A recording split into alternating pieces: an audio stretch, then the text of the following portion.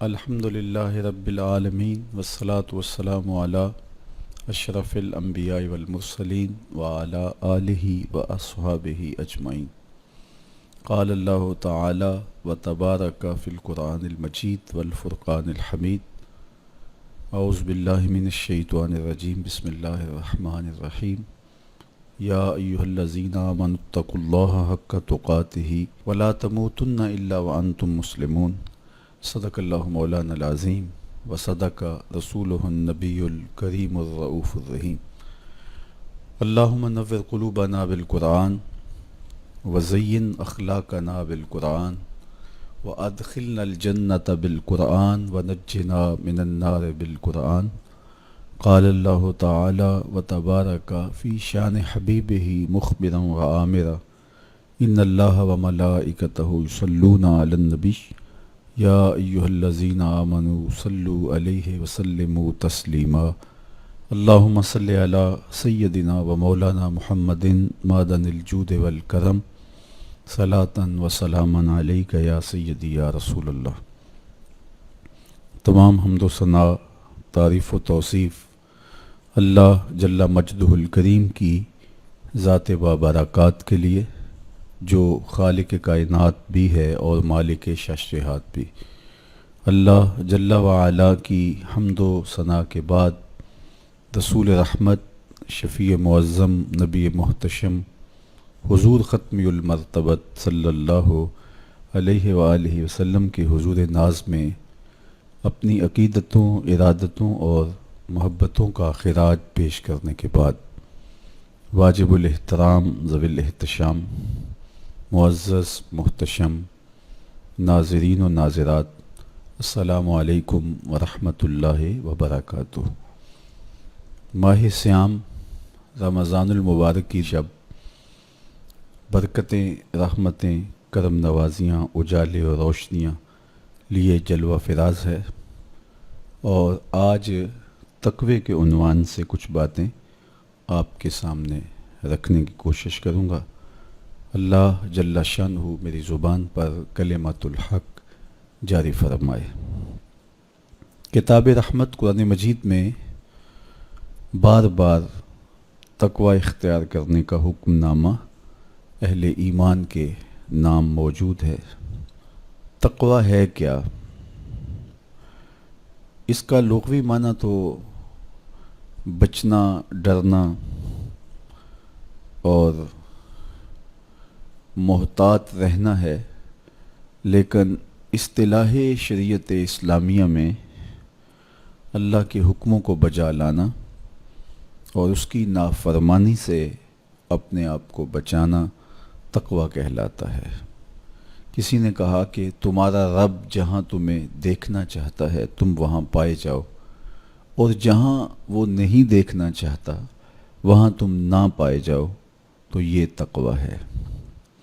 حضرت کعب احبار رضی اللہ تعالی عنہ سے پوچھا گیا کہ آپ پچھلی کتابوں کے عالم بھی ہیں، قرآن مجید کو بھی آپ نے پڑھا ہے، تو آپ بتائیے کہ تقوی کیا ہے؟ تو آپ نے سوال کرنے والے سے کہا، کبھی آپ ایسی وادی سے گزرے ہیں جہاں کانٹے دار جھاڑیاں ہوں؟ تو کہا کئی بار گزرا ہوں۔ تو کہا پھر کیسے گزرے؟ کہا میں اپنے دامن کو سمیٹ لیا کہ ایک ایسی وادی سے میرا گزران ہو رہا ہے جہاں کانٹے دار جھاڑیاں ہیں، تو کوئی کانٹا میرے دامن سے الجھ نہ جائے اور میرا لباس تار تار نہ ہو جائے۔ تو حضرت کعب احبار فرمانے لگے کہ تقوی بھی اسے ہی کہتے ہیں، دنیا میں رہ کر کے اس طرح سے زندگی بسر کی جائے کہ گناہوں سے دامن داغدار نہ ہونے پائے۔ اس دنیا میں رہنا بھی ہے، لیکن اس دنیا کی شرور سے اپنے آپ کو بچانا بھی ہے، دنیا کے اندر موجود فتنوں سے اپنے آپ کو محفوظ رکھنا ہے، نفس اور شیطان کے مکر و فریب سے اپنی حفاظت کرنی ہے، اپنے دامن کو داغدار نہیں ہونے دینا، اپنے دامن کو پھٹنے نہیں دینا، اپنے ضمیر کی چادر پہ داغ نہیں لگنے دینا، اپنے باطن کی صفائی اور ستھرائی اور پاکیزگی اور عفت کا خیال رکھنا ہے، دنیا میں رہ کر کے بھی دنیا کی غلاظتوں سے اپنے آپ کو محفوظ رکھنا تقویٰ کہلاتا ہے۔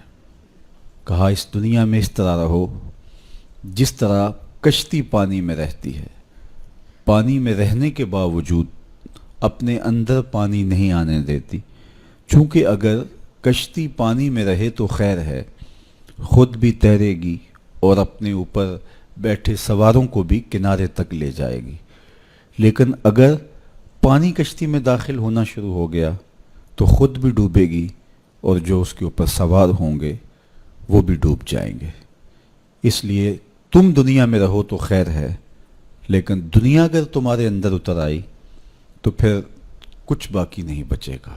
من نظر الی الدنیا نظر الحب اخرج اللہ تعالی من قلبہ نور الیقین والزہد، جو دنیا کو محبت کی نظر سے دیکھتا ہے اللہ اس کے دل سے زہد اور تقوی کے نور کو کھینچ لیتا ہے۔ اس لیے اس دنیا میں رہ کر کے بھی اس دنیا سے اپنے آپ کو محفوظ رکھنا ہے، اپنی ضرورت کا ضرور رزق جمع کریں، ضرورت سے زائد کمائیں تو ساتھ یہ نیت جڑی ہو کہ معاشرے کے وہ لوگ جو کمانے کی اہلیت نہیں رکھتے میں ان کی ضرورت کو پورا کروں گا، تو یہ دنیا نہیں یہ دین ہوتا ہے۔ لیکن جب خواہشات انسان کو یوں گھیر لیتی ہیں اور وہ اپنے خالق سے غافل ہو کے اس دنیا کو مقصود بنا لیتا ہے تو پھر وہ اپنے اندر اور اپنے باطن کو خراب کر بیٹھتا ہے۔ تو کعب احبار فرمانے لگے کہ تقویٰ یہ ہے کہ تم اپنے آپ کو جس طرح کانٹے دار جھاڑیوں کے اندر سے گزارتے ہوئے دامن بچاتے ہو اور کوئی کانٹا تمہارے دامن سے الجھ کر تمہارے دامن کو تار تار نہ کر دے، تمہارا دامن پھٹ نہ جائے، تو احتیاط سے گزرتے ہو، تو دنیا میں بھی یوں محتاط رہو اور اپنے آپ کو گناہوں سے آلودہ نہ ہونے دو۔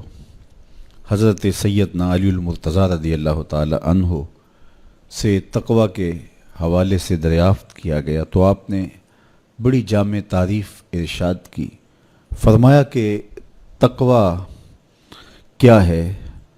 فرمایا کہ تقویٰ یہ ہے کہ تم اللہ سے ڈرتے رہو، خوف خدا تمہارے سینے میں موجود رہے، قرآن مجید پر تمہارا عمل رہے،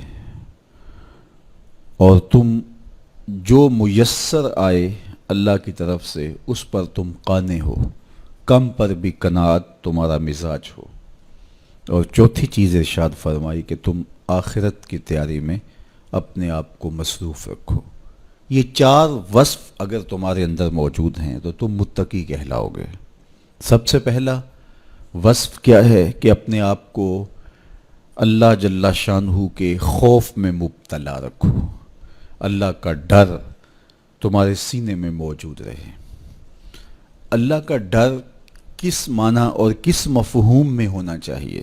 عمومی طور پہ بندہ جس شے سے ڈرتا ہے اس سے وحشت بھی کرتا ہے، اس سے نفرت بھی کرتا ہے، سانپ سے ڈرتا ہے، بچھو سے ڈرتا ہے اور موذی جانوروں سے خوف زدہ ہوتا ہے، لیکن اگر ہتھے چڑھ جائیں تو انہیں چھوڑتا بھی نہیں، بلکہ ہمیں تو حکم دیا گیا اقتل الموذی قبل ان یوذی، قبل اس سے کہ موذی تم کو ایذا دے تم اس کا خاتمہ کر ڈالو، اگر تمہارے بس میں ہو تو تم انہیں مار ڈالو۔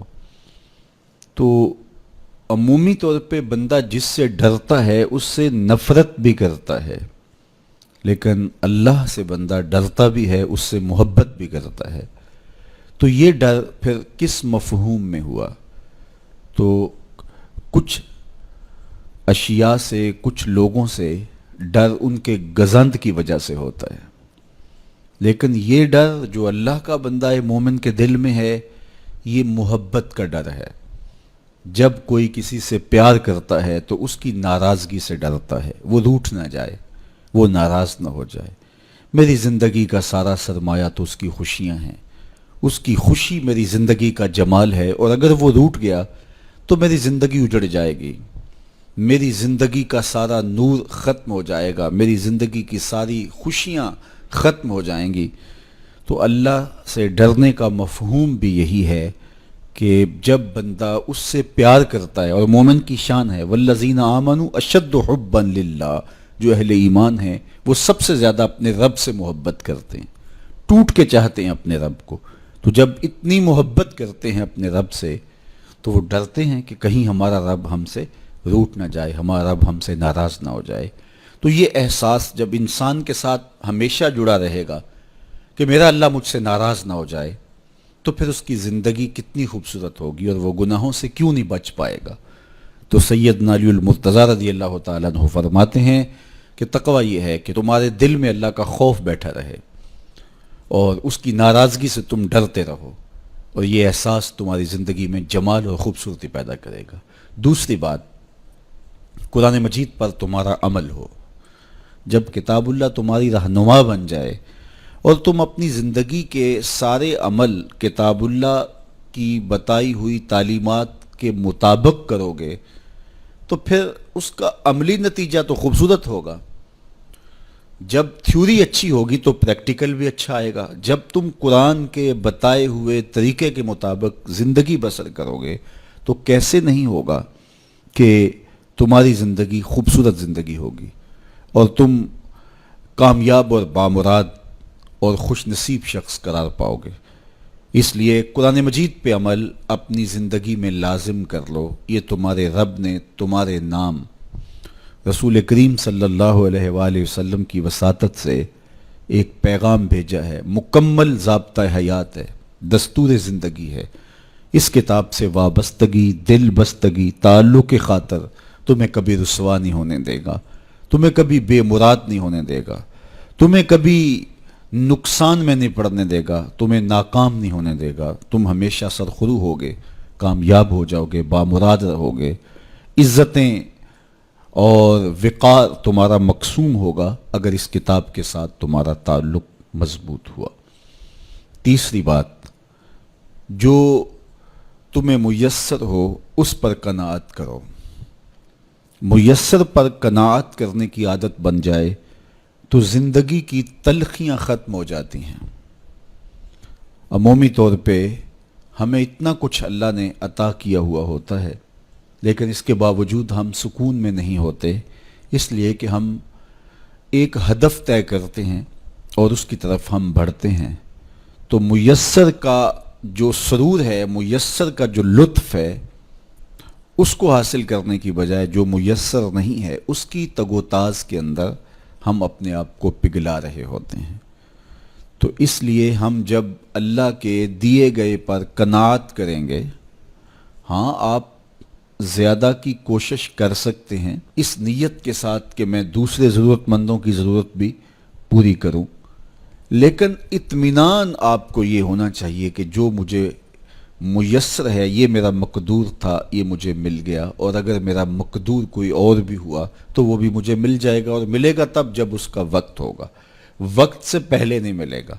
جب ہم اپنے مقدور کو وقت سے پہلے حاصل کرنے کی کوشش کرتے ہیں تو پھر زندگی میں تلخی بھر جاتی ہے، ہم بے چین ہو جاتے ہیں کہ وہ مل کیوں نہیں رہا، میاں وہ کیسے ملے، اس کے ملنے کا بھی وقت ہی نہیں آیا ہے۔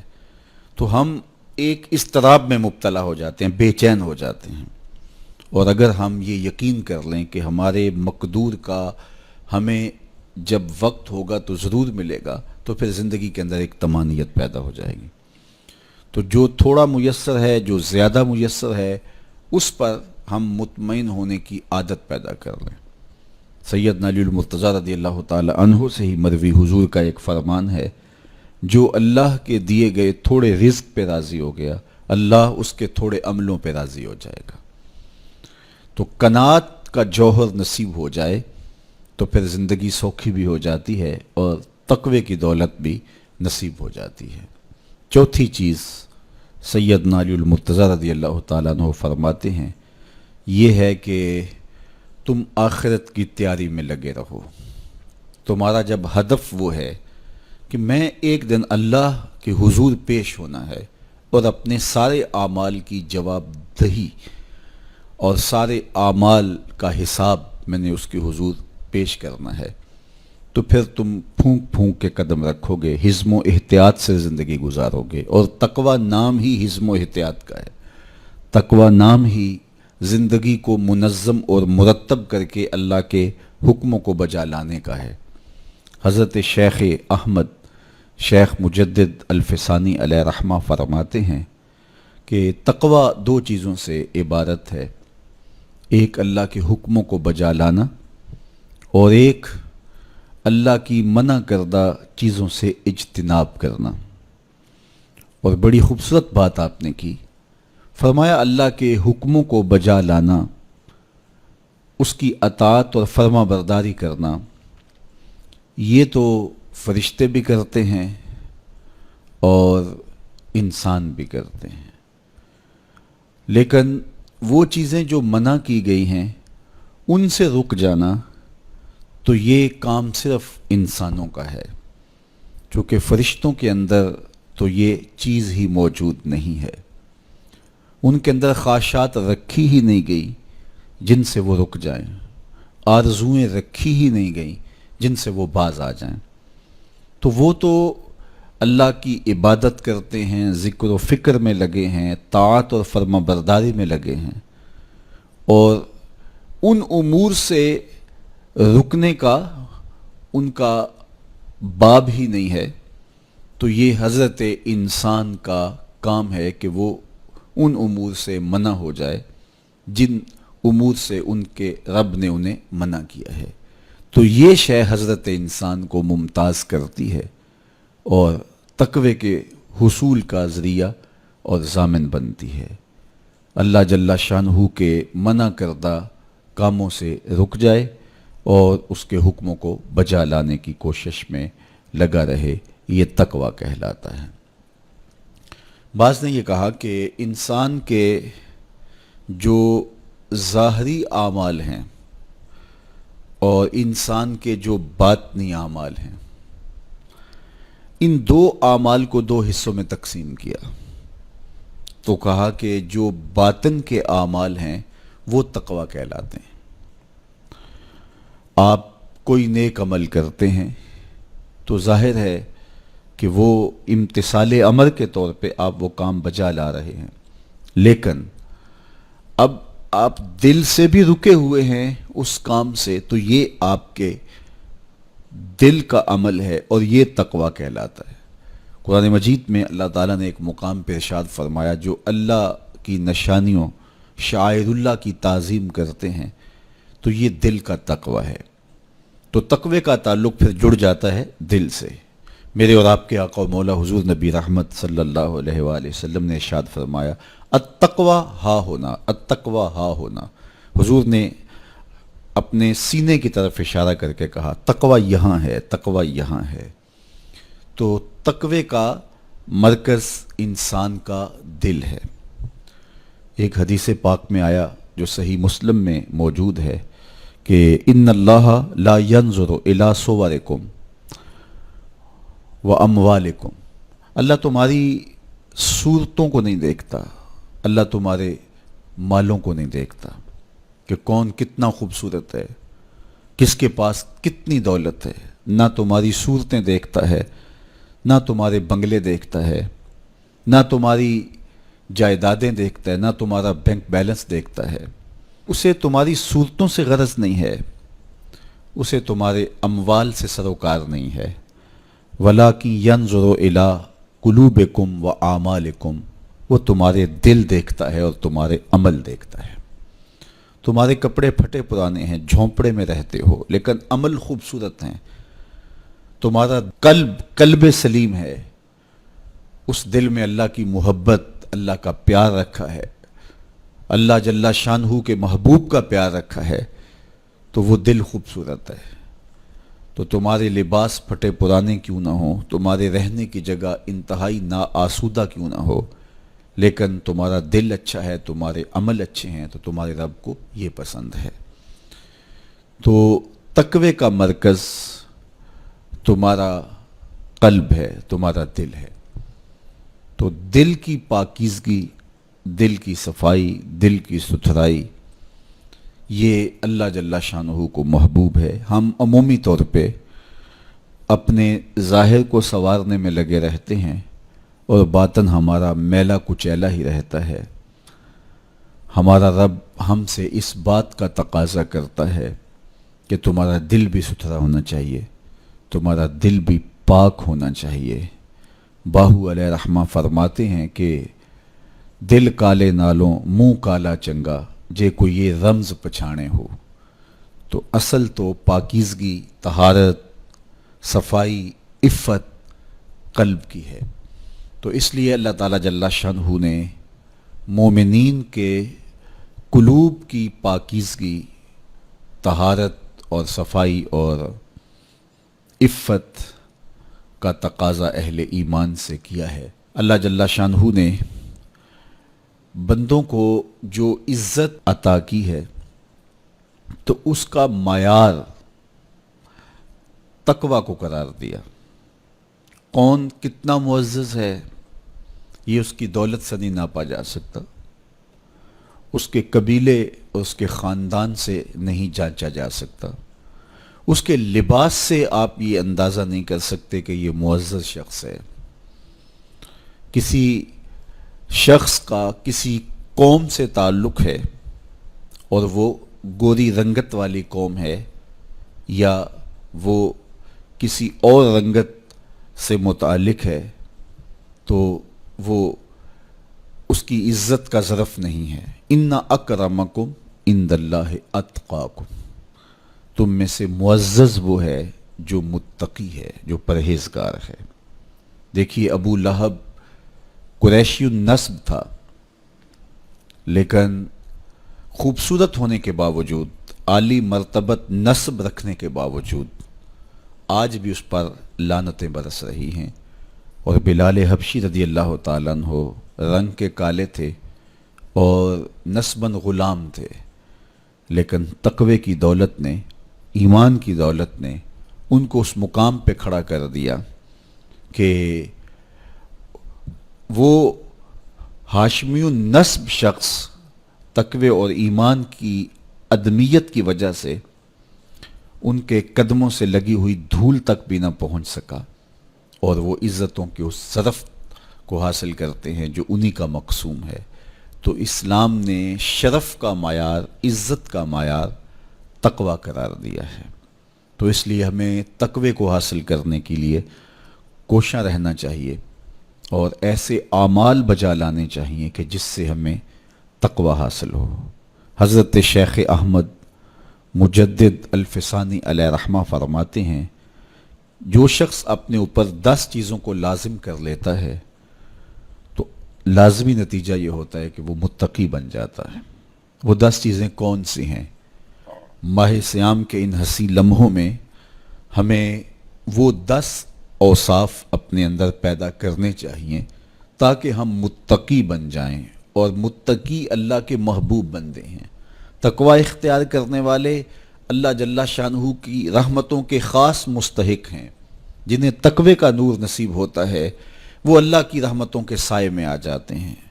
اگر ان پر مصائب، آلام، مشکلیں آتی ہیں تو ان کے تقوی کی وجہ سے اللہ انہیں راستے عطا کر دیتا ہے۔ وَمَن يَتَّقِ اللَّهَ يَجْعَل لَّهُ مَخْرَجًا وَيَرْزُقْهُ مِنْ حَيْثُ لَا يَحْتَسِبُ۔ اللہ اکبر۔ ارشاد فرمایا کہ جو اللہ سے ڈرتا ہے، تقوی اختیار کرتا ہے، اس کے لیے ہم مصیبت سے نکلنے کے راستے پیدا کر دیتے ہیں، اور اللہ جل شانہ اس کے لیے وہاں سے رزق عطا کرتا ہے جہاں سے اسے گمان بھی نہیں ہوتا ہے۔ تو یہ تقوی کا نتیجہ ہے جو اہل تقوی کو نصیب ہوتا ہے۔ تو حضرت شیخ نے 10 وہ امور بتائے جو اپنے اوپر لازم کر لینے سے تقوی نصیب ہوتا ہے۔ سب سے پہلی بات آپ فرماتے ہیں زبان کو غیبت سے بچائے۔ اتقاء کے حصول کے لیے زبان کو پاک کرنا ضروری ہے۔ انسان کے زیادہ تر گناہ اس کی زبان کی وجہ سے ہیں، اور غیبت یہ بدترین عمل ہے، اور اس کو بدکاری سے بھی برا قرار دیا گیا ہے۔ الغیبت اشد من الزنا، تو اپنی زبان کو غیبت سے بچائے۔ دوسری بات ارشاد فرمائی کہ بدظنی سے بچے، کسی سے خواہ مخواہ بدگمان ہو جانا اور اپنے دل کو کسی کے لیے میلا کر لینا اور اس کی بدگمانی دل میں پالنا، تو یہ تقوی کے منافی ہے۔ تو کسی کی بدگمانی سے، بدظنی سے اپنے دل کو بچائے، زبان کو غیبت سے بچائے، دل کو بدگمانی سے بچائے، اور مسخرہ پن سے بچے، بات بات پہ ٹھٹھے مار کے ہنسنا اور اس طرح کی زندگی بسر کرنا۔ اور آج کل تو جب بھی دوست احباب اکٹھے بیٹھتے ہیں تو سنجیدہ اور متین باتیں کم ہوتی ہیں، زیادہ وقت لطیفوں میں ہی کٹ جاتا ہے۔ انسان کو خوش مزاج ہونا چاہیے، اس کی طبع میں شگفتگی ہونی چاہیے، لیکن شگفتگی، خوش مزاجی اور مسخرہ پن میں فرق ہے، اس کو سمجھنا چاہیے۔ سنجیدہ اور متین زندگی یہ مومن کی زینت ہے، انسانیت کا حسن ہے۔ اس لیے تقوی کے حصول میں مانع ہے مسخرہ پن۔ اگر کوئی شخص متقی بننا چاہتا ہے تو اس کو سنجیدہ اور متین بننا ہوگا۔ طبیعت کی خوش مزاجی یہ معنی نہیں ہے، لیکن مسخرہ پن اور چیز ہے، اس سے روک دیا گیا۔ چوتھی چیز حضرت شیخ احمد فرماتے ہیں کہ اپنی آنکھ کو حرام سے بچائے۔ اپنی آنکھ کی حفاظت کرنے سے تقوی حاصل ہوتا ہے۔ جب آنکھ خراب ہوتی ہے تو دل خراب ہوتا ہے، جب دل خراب ہوتا ہے تو پھر پورا بدن خراب ہو جاتا ہے۔ اس لیے وہ دروازہ جو کھلا ہے اور اس سے بدی شر اندر اتر رہی ہے اور پھر اس سے آپ کا سارا نظم ہستی برباد ہو رہا ہے، تو اس دروازے کو بند کریں، تو اپنی آنکھ کو حرام سے بند کریں۔ پانچویں چیز ارشاد فرمائی، ہمیشہ سچ بولے۔ جھوٹا شخص کبھی متقی نہیں ہو سکتا۔ اتقاء کے حصول کے لیے اپنے آپ کو سچ کا خوگر بنانا ہوگا۔ سچ کے بغیر کبھی نہ بولیں۔ جھوٹ بولنے والے کی زبان سے شر پھیلتا ہے، اور جب کوئی شخص جھوٹ بولتا ہے تو حدیث پاک میں آتا ہے اس سے بدبو نکلتی ہے، جس کو عام لوگ تو نہیں سونگھ پاتے، لیکن اللہ کے فرشتے 1 میل دور پیچھے ہٹ جاتے ہیں۔ تو مومن سچا ہوتا ہے، مومن جھوٹا نہیں ہوتا، اور تقوی کے اصول کے لیے سچ شرط ہے۔ چھٹی چیز ارشاد فرمائی، ہر حال میں اللہ کا احسان مانے۔ جب کوئی بھی انسان پر بہتری آئے تو اس وقت یہ کہے کہ یہ میرے رب کا احسان ہے کہ مجھے یہ حاصل ہوا ہے۔ بہت سارے لوگ اپنی محنت کا نتیجہ قرار دیتے ہیں کہ یہ میں نے کیا تو اس کے نتیجے میں یہ ملا۔ بسا اوقات آپ کتنا سیدھا کام کر رہے ہوتے ہیں، کتنی محنت کر رہے ہوتے ہیں، لیکن نتیجہ اس کے برعکس آ رہا ہوتا ہے۔ سیدنا علی المرتضیٰ رضی اللہ تعالیٰ عنہ فرماتے ہیں، میں نے اللہ کو اپنے ارادوں کی شکست سے پہچانا، تو یہ اس کی کرم نوازی ہے کہ اس نے ایسا کر دیا۔ صحت میرا کمال نہیں، یہ اللہ کی عطا ہے۔ علم میرا کمال نہیں، یہ اللہ کی عطا ہے۔ لہجوں کی خوبصورتی یہ اس کی عطا سے ممکن ہے۔ اس نے آنکھوں میں روشنائی رکھی، اس نے توفیق عمل نصیب فرما دی، اس نے اچھائی کی راہوں پہ گامزن کیا، ماہ صیام میں روزہ رکھنے کی توفیق ہوئی، صلاۃ التراویح میں حاضری کا موقع میسر آیا، دیگر صالح اعمال تلاوت کلام مجید نصیب ہوئے، تو مت سمجھے کہ یہ کوئی میرا کمال ہے۔ اللہ کا احسان مانے گا تو غرور پیدا نہیں ہوگا، تکبر پیدا نہیں ہوگا۔ تو ہر حال میں اللہ کا احسان مانے، جو بھی خیر اس کو ملے وہ کہے یہ میرے رب کی طرف سے ہے، اور اگر اس کا کرم نہ ہوتا تو یہ عمل مجھے نصیب نہ ہوتا۔ اور کتنے عمل ہیں کہ نصیب ہونے کے بعد عجب سے، تکبر سے، ریاکاری سے برباد ہو جاتے ہیں۔ کیتی کتری پئی کھو محمد تے سکہ بنیا زردہ، کتنے عمل ہیں کہ برباد ہو جاتے ہیں، تکبر آ گیا، عجب آ گیا، ریاکاری آ گئی، تو یہ اس کی طرف سے ہی ہے۔ تو جب یہ کہے گا تو عجب، تکبر، غرور کچھ پیدا نہیں ہوگا، تو پھر عمل قبول ہوگا اور انسان تقوی کی منزل تک پہنچے گا۔ ساتویں چیز، اپنا مال راہ حق میں خرچ کرے۔ ناحق راستے پر ایک درہم بھی خرچ نہ کرے۔ کمایا ہوا مال راہ حق میں خرچ کرنے سے اتقاء کی دولت نصیب ہوتی ہے۔ اللہ قیامت کے دن بندے کے قدم اپنے حضور سے ہٹنے نہیں دے گا جب تک اس سے 3 سوال نہیں کر لے گا۔ ان میں سے ایک سوال یہ ہوگا کہ مال کمایا کہاں سے، مال خرچ کہاں کیا۔ جس طرح مال حلال کمانا ضروری ہے، مال کو جائز جگہوں پہ خرچ کرنا بھی ضروری ہے، حق کے راستے پہ خرچ کرنا بھی ضروری ہے۔ اس لیے یہ اپنی طبع کے اندر لازم کر لے کہ کبھی بھی اس کا مال کسی ناجائز اور فضول کام میں خرچ نہ ہو، راہ حق میں اس کا مال لگے۔ 8ویں چیز، نفس کے لیے کبھی بڑائی بلندی نہ چاہے، اس سے طبیعت میں سرکشی آئے گی اور تقوی کے راستے میں یہ عمل مانے ہے۔ اور نمازوں کی حفاظت کرے۔ نمازوں کی اگر حفاظت نہیں کرتا تو باقی سارے عمل اس کے پاس ہیں، تو وہ متقی کیسے بن سکتا ہے؟ چونکہ یہ تو اسلام کا بنیادی فریضہ ہے جو اہل ایمان پر لازم کیا گیا ہے، جو کسی صورت کے اندر بھی، حتیٰ کہ حالت بیماری کے اندر بھی معافی جس کی نہیں ہے، سفر کے اندر بھی نماز کی معافی نہیں، مختصر کر دی گئی، قصر کر دی گئی، لیکن معافی نہیں دی گئی۔ حالت جنگ کے اندر بھی اس کی معافی نہیں ہے۔ تو نمازوں کی محافظت کرے۔ اور 10ویں چیز، حضرت شیخ فرماتے ہیں عقیدوں کی صحت کا خیال رکھے، اپنے عقیدے، اپنے نظریات خوبصورت رکھے، وہی جو طریقہ مبارکہ اہل سنت و جماعت کے بزرگوں کے عقائد تھے اور شروع سے صحابہ سے لے کے دور موجود تک چلے آ رہے ہیں، ان کی مطابقت کے اندر اپنے عقیدے رکھے۔ نظریات کا عکس اعمال پہ ہوتا ہے، اگر نظریات اچھے نہیں ہیں تو اعمال بھی اچھے نہیں ہیں۔ تو یہ 10 خوبیاں اور 10 چیزیں اگر کسی شخص نے اپنے اندر لازم کر لیں تو پھر لازمی نتیجہ یہ ہے کہ وہ متقی بن جائے گا، وہ پرہیزگار بن جائے گا۔ روزے کا مقصد بھی تقوی ہے، تو یہ بات ذہن میں رکھیے گا کہ صرف روزہ ہی نہیں، ہر عمل خیر کا مقصود تقوی ہے۔ تقوی کا حصول یہ اہل ایمان سے تقاضا ہے ہمارے رب کا کہ وہ متقی بن جائیں۔ متقی ایک صاف ستھرا انسان ہوتا ہے، پاکیزہ وجود ہوتا ہے۔ متقی شخص کسی کو ضرر نہیں دیتا، کسی کو دکھ نہیں پہنچاتا، وہ کسی کا حق غصب نہیں کرتا، کسی پر ظلم، زیادتی، جور و تعدی سے پیش نہیں آتا، وہ لوگوں کے حقوق کی پاسداری کرتا ہے، وہ اپنے فرائض کو پورا کرتا ہے، وہ خلق کے حق کو بھی ادا کرتا ہے اور خالق کے حق کو بھی ادا کرتا ہے۔ وہ دھرتی پر اللہ جل شانہ کی رحمتوں کا روپ ہے، دھرتی کا بوجھ نہیں ہے بلکہ دھرتی کی زینت ہے۔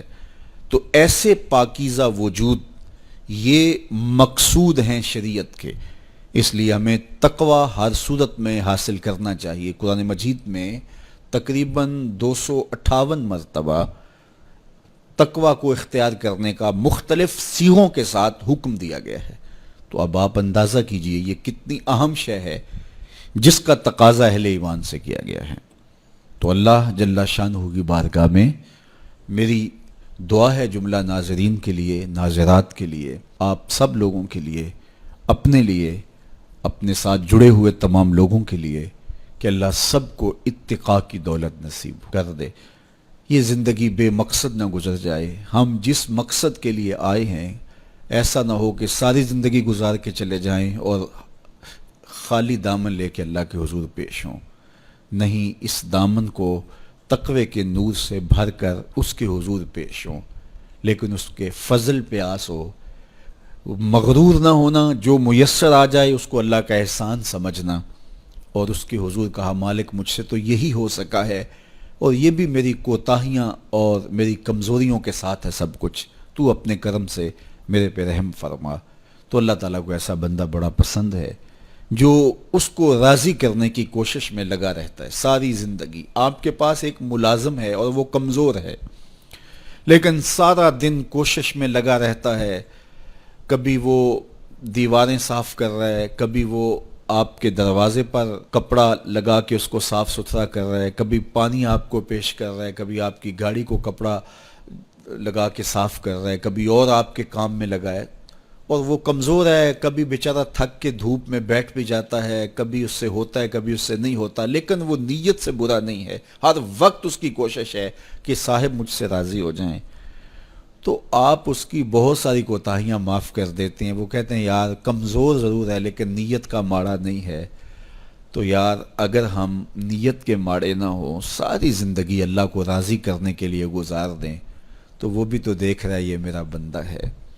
میرے شیخ کامل کا ایک شعر مجھے ابھی یاد آیا کہ دلوں میں بری نہیں نہ نیتوں بری میں، دلوں میں بری نہیں نہ نیتوں بری میں، گناہ میں تو ہو جاندے لاچاریاں نو۔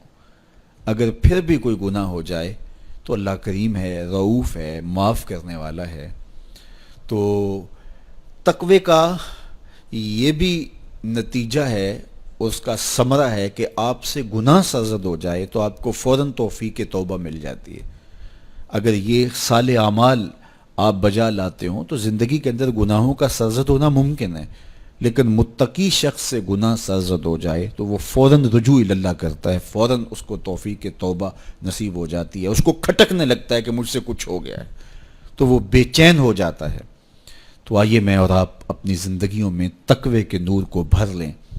جہاں نور ہوگا وہاں اندھیرا نہیں ہوگا، اور اگر یہ نور باطن میں نہیں اترے گا تو وہاں اندھیرے ہوں گے، ظلمتیں ہوں گی۔